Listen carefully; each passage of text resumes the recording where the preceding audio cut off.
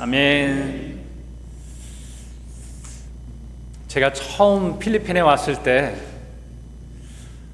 현관문을 열고 좀 당황했던 것은 신발장이 없고 이게 신발을 어디에 어떻게 벗어놔야 되나, 이 부분이 조금 당황스러웠어요. 한국은 신발을 놓는 구역이 이렇게 있거든요. 그래서 조그만 턱을 밟고 올라가면 거실이 되는데, 또 벽지가 없는 것이 새로웠어요. 다 페인트 칠한 부분이 조금 삭막해 보이기도 하고 아늑한 벽지가 없는 게 좀 새롭다, 이런 생각을 하게 됐습니다. 지나고 나서 지금은 외부에서 손님이 오면 신발장 앞에서 머뭇머뭇하는 그런 손님을 보면서 아무데나 신발 벗어놓으세요.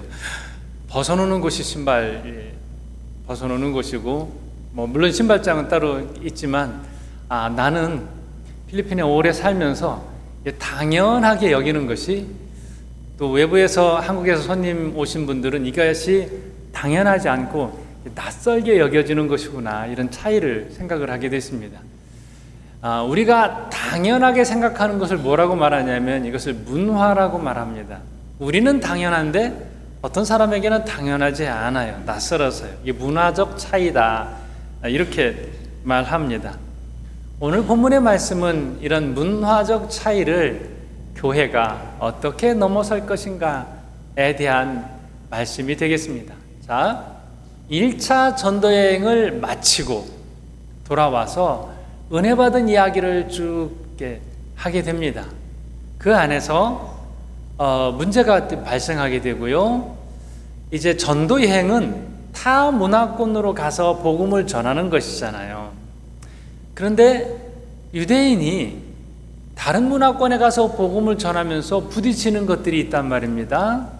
우리는 당연한데 그들은 당연하지 않고, 그들은 당연한데 우리는 좀 낯선 게 있거든요. 이 차이에 대한 이야기를 하면서 잘 정리를 해서 이제 2차 전도 여행을 가게 됩니다.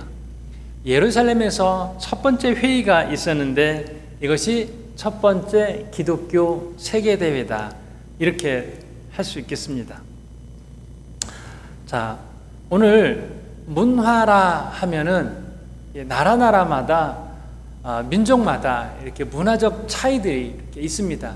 조금 전에도 신발장 이야기를 했지만은 우리는 한국에 부모님 댁을 가든지 장인 장모님 계신 처가에 가든지 하면 거기에는 의자가 없어요. 침대도 없어요. 그냥 바닥에서 눕고 또 바닥에 앉아서 밥을 먹고 이렇게 하게 됩니다. 근데 우리는 이제 점점 더 서구화되어 가면서 침대 생활에 익숙해지고 의자에 앉는 것이 익숙해져 있습니다. 자, 이런 당연하게 여기는 것과 당연하게 여기지 않는 이런 부분들에 대한 이야기가 오늘 이 말씀이에요. 자, 이 복음이 어디서부터 시작됐냐면 예루살렘에서부터 시작됐어요. 그래서 이 복음은 예루살렘의 옷을 입는 거예요. 그러니까 여러분, 예수님 성화를 보면 예수님이 이스라엘 사람 닮았나요? 예수님이 계시던 곳은 동양이란 말입니다. 그리고 복음을 처음에 전했던 소아시아 지역도 동양이에요. 비로소 그리스로 넘어가야 서양이거든요. 근데 우리가 보는 예수님의 성화나 제자들의 모습은 동양의 얼굴이 아니에요. 왜 그래요?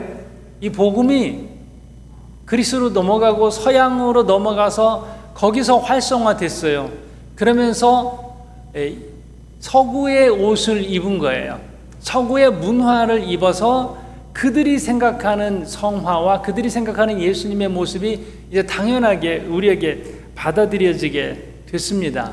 이런 부분들이 이제 문화의 옷을 입는 것이죠. 문화적 차이를 이렇게 넘어가게 되는 것입니다. 자, 이 복음이 이제 1차 전도 여행을 통하여서 소아시아 지역에 전해지게 됐는데, 거기서 예수를 믿은 사람들이 할례를 받을 것이냐 말 것이냐, 이게 문제가 됐어요. 바울과 바나바가 이제 전도 여행을 마치고 안디옥, 수리아 안디옥에 와서 은혜 받은 이야기, 그들이 복음 전한 이야기, 핍박 받으면서도 어떻게 예수를 믿게 되었는지 이야기를 쭉 하는데, 거기에 누가 있냐면 예루살렘에서 온 유대인들이 있어요. 그래도 할례는 받게 해야지, 이 얘기가 되는 거예요. 예수를 믿고 은혜 받고 다 뜨거운데 할례 받았어, 안 받았어? 할례는 그래도 받아야지. 이 얘기를 하면서 분위기가 싸늘해졌어요.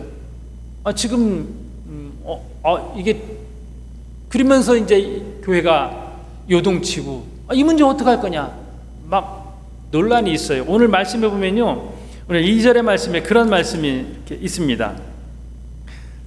15장 1절이 모세의 법대로 할례를 받지 아니하면 능히 구원을 받지 못하리라. 할례 받아야 구원받는다, 이렇게 연결하고 있거든요. 그 다음에 2절의 말씀을 보면요, 바울 및 바나바와 그들 사이에 적지 아니한 다툼과 변론이 일어난지라. 이거 가지고 다투는 거예요. 싸우는 거예요. 이제 할례를 받아야 돼, 말아야 돼. 그래서 바울과 바나바가 예루살렘에 가는 거예요. 예루살렘에 공회로 모였어요. 이제 세계대회처럼 기독교 리더들이 다 모여서 여기서 회의를 하게 되는 것입니다. 당연하게 유대인들이 생각하는 것, 유대의 옷을 입은 이 기독교가 이제 타문화권으로 가면서 이걸 고집해야 되냐 아니면 풀어줘야 되느냐라고 하는 아주 큰 논쟁을 하게 되는 겁니다. 이게 하나의 문제고요. 또 하나의 문제는 이제 먹는 문제였어요. 어떻게 먹는 문제를 어떻게 할 것이냐. 먹는 거 중요하죠. 이제 너무 중요한 시대가 됐어요. 골라 먹는 이야기가 언론에, 방송에 많이 나오고, 혼자 먹을 땐 뭐 먹어야 되는지, 어디서 먹어야 되는지, 1박 2일에는 뭐 먹어야 되는지, 게임하면서 먹고, 텐트 치고 나가서 먹고, 또 뭐예요? 여행하면서 먹고, 세계 여행하면서 먹고 하는 이 먹방들, 또 어떤 사람은 많이 먹고, 누가 더 많이 먹을 것인가. 어떻게 보면 참 어리석은 방송이지요. 얼마나 많이 먹었냐, 그 분량을 또 방송으로 내보내고 이렇게 하는, 그러면서 그걸 또 재미있게 보고 또 즐거워하고 보면서 대리만족하고 하는 시대, 이 먹는 문제. 근데 이런 먹는 문제가 아니라 그 당시에는 손 씻고 먹을 것이냐 안 씻고 먹어도 되냐, 이거 아버지가 이렇게 대표로 기도해서 기도하고 먹어야 되는데 이방 사람들은 그런 거 없단 말이에요. 유대인들처럼 이렇게 하고 먹어야지. 또 이방 사람들과 유대인들은 같이 안 먹거든요. 근데 복음을 전해줘서 이제 같이 먹게 됐는데, 같이 먹어야 되냐 말아야 되냐, 이 음식을 제물에 바쳐진 걸 먹을 수 있냐 안 먹냐, 이런 문제들이 아주 복잡해졌어요. 그냥 맛있게 먹으면 되는 거 아니에요? 감사하고 먹으면 되는 거 아니에요? 라고 하는 문제와 이 법을 잘 지켜야 되는 이 문제, 할례의 문제와 먹는 문제가 굉장히 중요한 문화적 차이가 됐습니다. 자, 이런 가운데에서 어떻게 할 것이냐라고 하는 이 분기점, 이 복음이 유대의 문화 안에서만 있어서 할례 꼭 받아야 돼, 음식의 규례를 꼭 지켜야 돼, 이러면 이 기독교가 유대인의 민족 종교로 딱 그렇게 되고 말았을 거예요. 복음이 문화의 장벽을 벗어나지 못했을 거예요. 그런데 여기서 놀라운 결정을 하는 거예요. 이 결정이, 예루살렘 공의의 이 결정이 기독교가 세계적 종교가 되는 아주 중요한 분기점을, 장벽을 넘어서게 되는 것입니다. 얼마나 귀한지 몰라요. 문화의 장벽에 딱 가로막혀 있어서 그 안에서만 이거는 다 지켜야 된다. 복음을 전한다 하더라도 이 유대인들이 모세의 전통을 지켜왔던 걸 다 지켜야 된다. 그러면 니들끼리나 잘 믿어라. 이렇게 하면서 더 이상 복음이 잘 전파되지 않았을 거예요. 그런데 이 사도행전 15장은 이 문화의 장벽을 깨는 놀라운 결정을 하게 되는 거예요. 할례 안 받아도 돼 라고 하는 결정을 하면서 이제 기독교가 세계 종교로 넘어가게 되는 것입니다. 자, 여기에서 이 갈등이 어떻게 되는가 하면요, 보수와 진보의 갈등이에요. 여러분, 보수가 옳습니까? 진보가 옳습니까? 큰일 날 일이죠. 한쪽을 얘기하면 큰일 납니다. 이건 금기예요. 강대상에서는 얘기하면 안 되는 부분이에요. 보수와 진보. 그렇죠? 왜냐하면 여기 다 있거든요. 보수는 뭐예요? 전통적인 부분을 고수해야 돼요. 지켜야 될 것이 있어요. 바뀌면은 안 되는 부분이 있어요. 이게 소중한 거예요. 이 가치가 우리가 여태까지 가지고 왔던 전통, 이게 지켜야 되는 것이 소중하다. 보수예요. 그런 게 아니다. 이게 변화해야 한다. 바뀌어야 한다. 이 바뀌는 가치를 소중하게 여긴다. 이러면 좀 진보라고 할 수 있겠죠. 예루살렘 교회 안에 이게 지금 팽팽하게 싸우고 있습니다. 할례를 받아야 한다. 이게 전통이다. 보수예요. 그리고 이제 진보파인 바울과 베드로가 무슨 소리냐? 이 나라를 넘어서서, 국경을 넘어서서 다른 나라 여행해 보니까 여기에 갇혀 있을 필요가 없다. 이건 우리 복음 전파를 더 어렵게 만드는 것이다.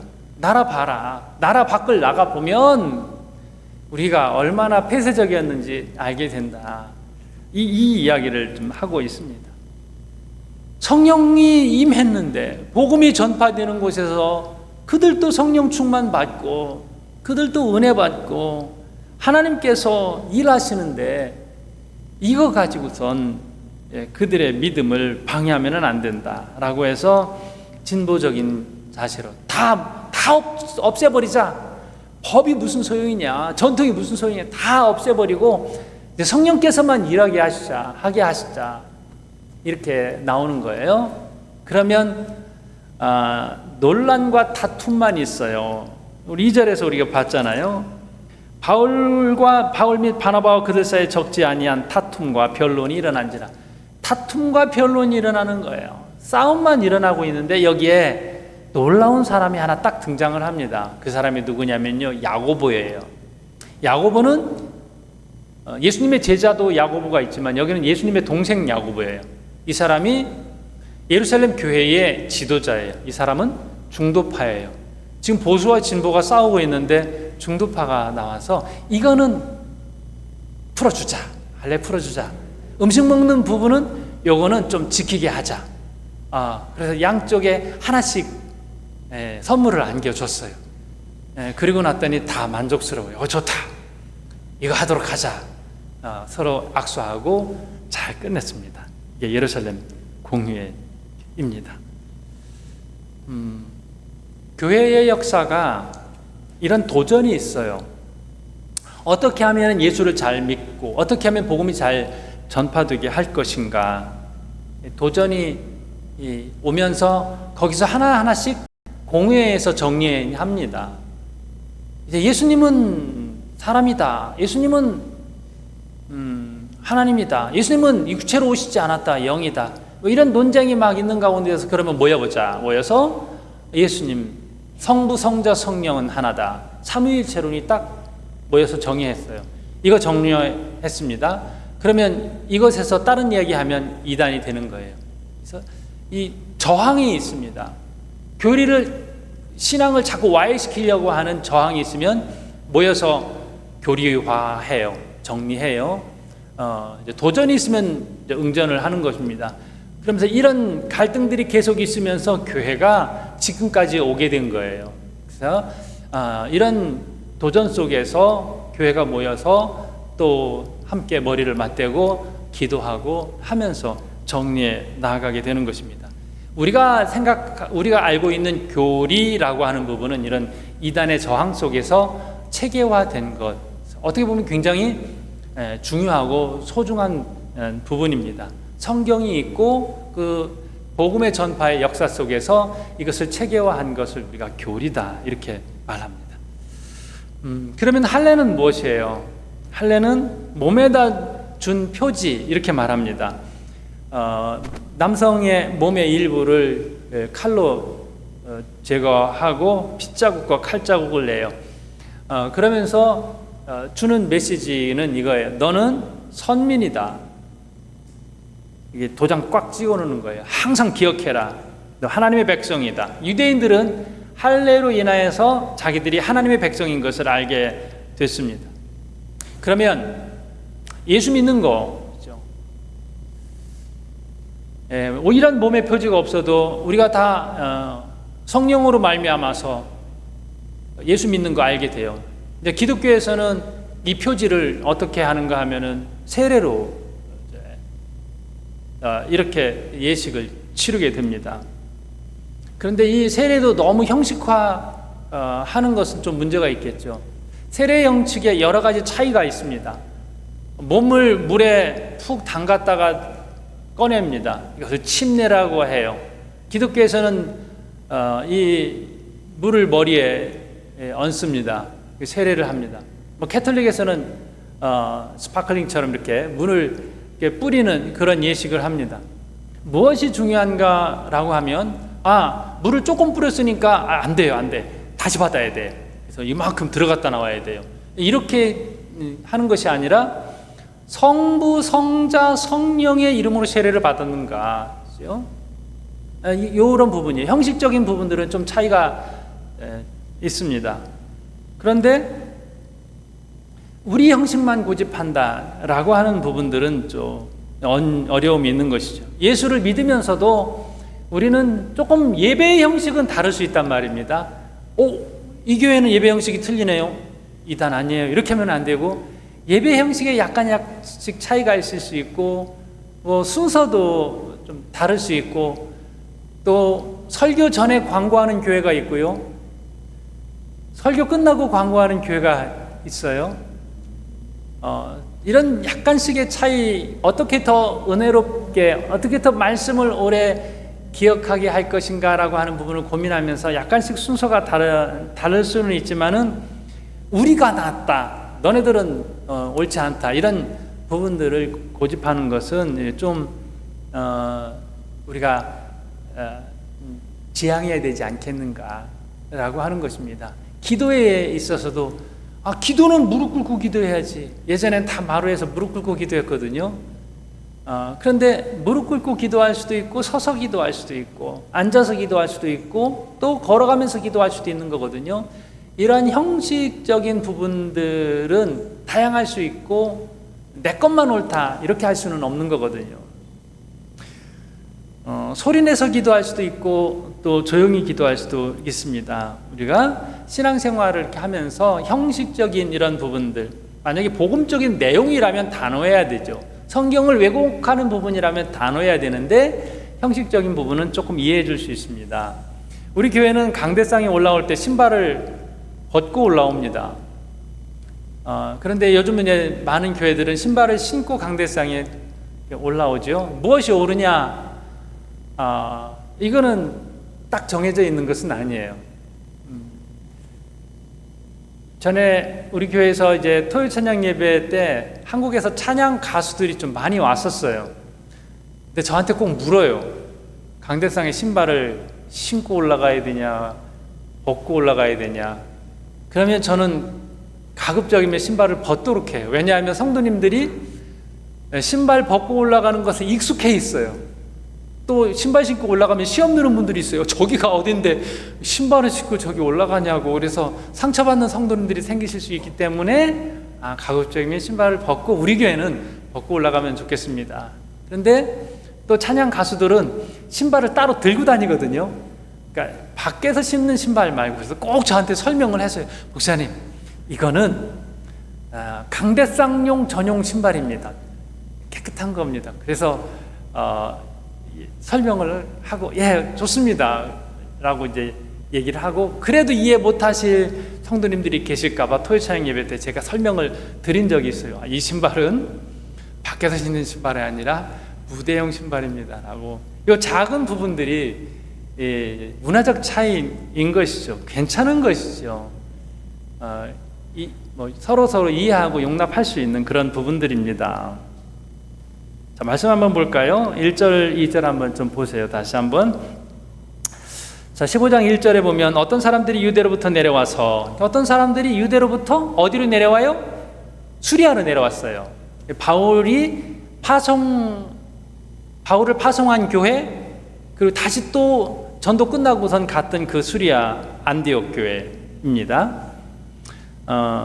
거기서 이제 얘기하는 거죠. 그래도 할례는 꼭 받아야 된다. 모세의 법대로 할례를 받지 않으면 능히 구원을 받지 못하리라. 그래서 2절에는 변론이 일어나요.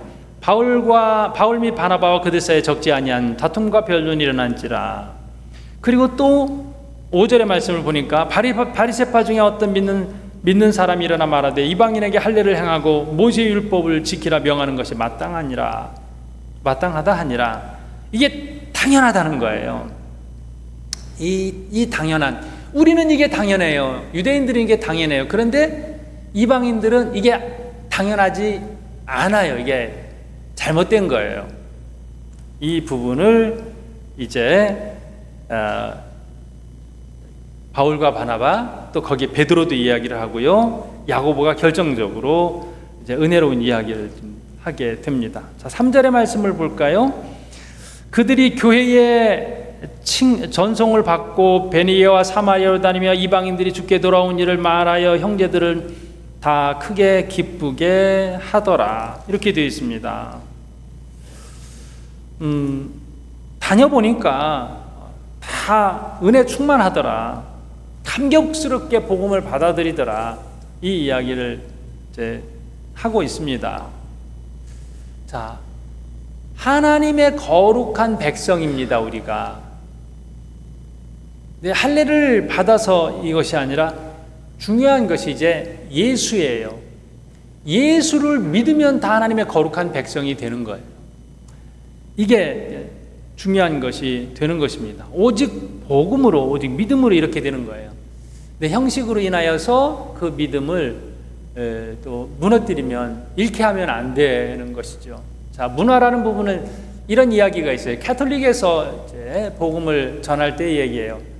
아프리카에 복음을 전하게 되는데 거기에 성당을 만들고, 캐톨릭에는 다 마리아 상이 마당에 있잖아요.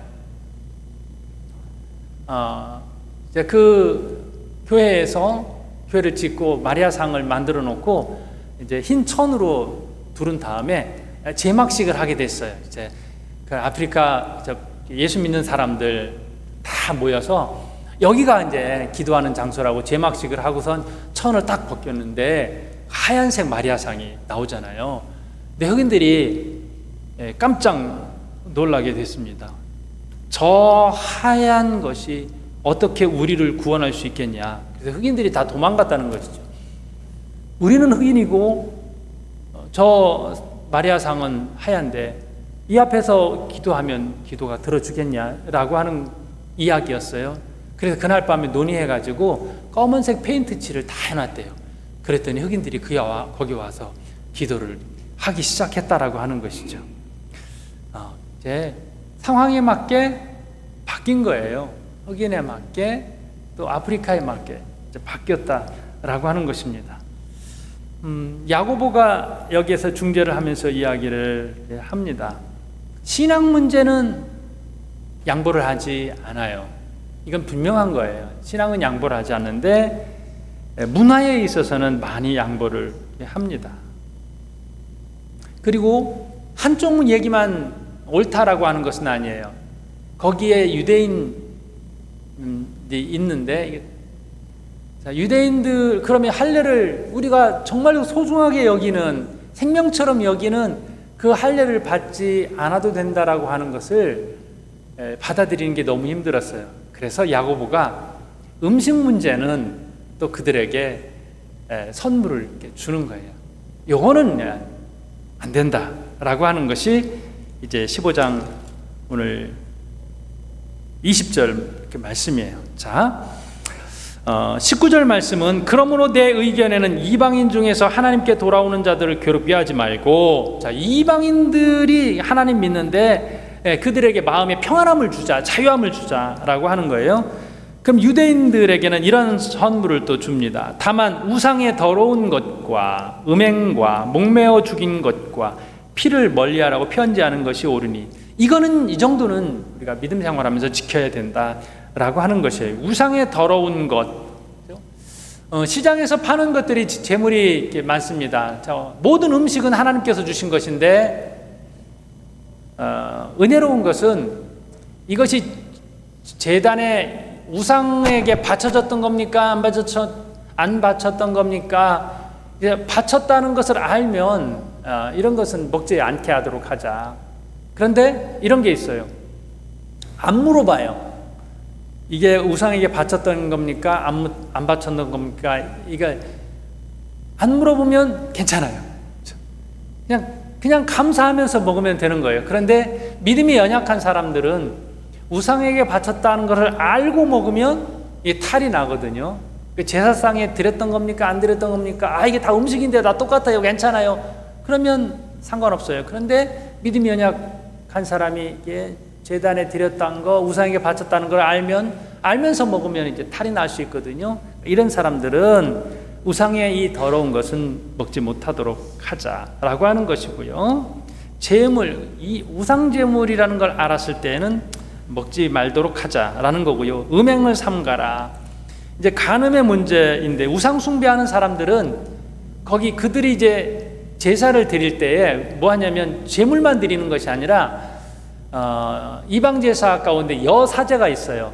그러니까 성전 창녀와 같은 여사제가 많은 데는 한 3,000명까지 있었다고 그래요. 근데 우상에서 제사를 드리는 게 뭐냐면 제물을 드리고 또 여사제와 관계하는 것을 제사 행위로 아는데, 이런 것은 이제 음행이거든요. 그래서 이런 것과 연결되어 있는 그런 우상 숭배와 직결되어 있는 이런 것들은 금하도록 하자라고 하는 것과, 목매어 죽인 짐승, 구약 시대에 피째 먹는 것, 이 부분들은 굉장히 피를 생명으로 알기 때문에 이 피째 먹는 걸 굉장히 이제 금기시하고 있거든요. 그래서 피가 안 빠진 짐승 먹는 거, 이거 이스라엘 백성들에게 금기인데, 이방 사람들은 뭐 피를 받아 먹기도 하고 이러는 부분들인데, 이런 것은 금하도록 하자라고 하는 이 기본적인 것, 요 정도는 지켜라 이제 하는 이러한 부분들에 대하여서 이야기를 합니다. 그러니까 유대인들이 좋아했어요. 이 정도는 맞다. 거기 있는 사람들이 다 인정했습니다. 그래서 정하고요. 율법은 할례는 안 받아도 돼. 그런데 우상에게 제사 드리는 음식들, 또 피째 먹는 것들, 음행하는 것들, 이런 것들은 안 된다라고 정하게 됐습니다.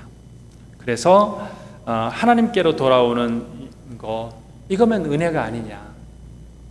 무엇이 중요하냐? 복음이 중요하다. 예수 전하는 게 중요하다. 그런데 형식에 치우치게 되면 중요한 것을 제대로 못 볼 때가 있고요. 정말 은혜 받으러 나온 사람에게 상처를 안겨줄 수도 있어요. 복음서에 탕자의 비유를 우리가 압니다.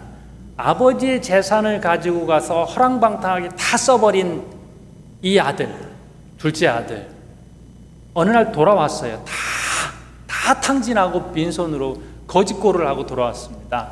이제 아버지가 그를 끌어안고 환영하는 거죠. 너무 잘했다고. 그런데 이 아들은 너무 염치가 없죠. 그냥 저를 종으로 생각해 주세요.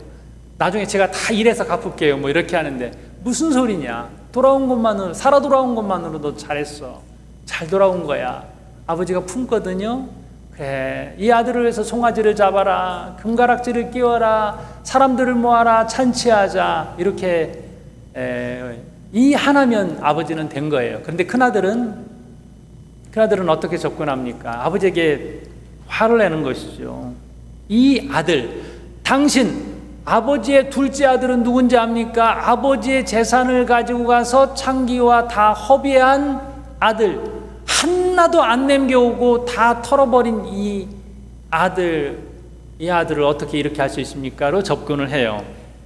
자, 생명을 그냥 건강하게 돌아온 그 자체만 보지 않고 재산의 문제, 이런 관점으로 큰아들이 접근을 하는 것이죠. 조건이 필요가 없는 거죠. 살아 돌아오기만 하면 된 건데, 그런데 이 돌아온 둘째 아들을 큰아들은 괴롭게 해요.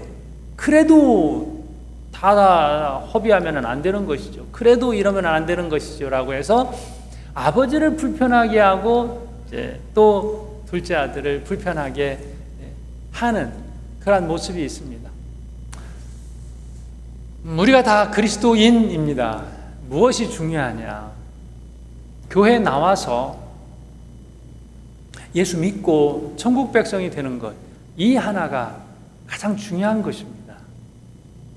근데 어떤 형식적인 부분 때문에 새로 나온 사람을 불편하게 하거나 어색하게 만들어서는 또 안 되겠죠. 잘 나온 거거든요.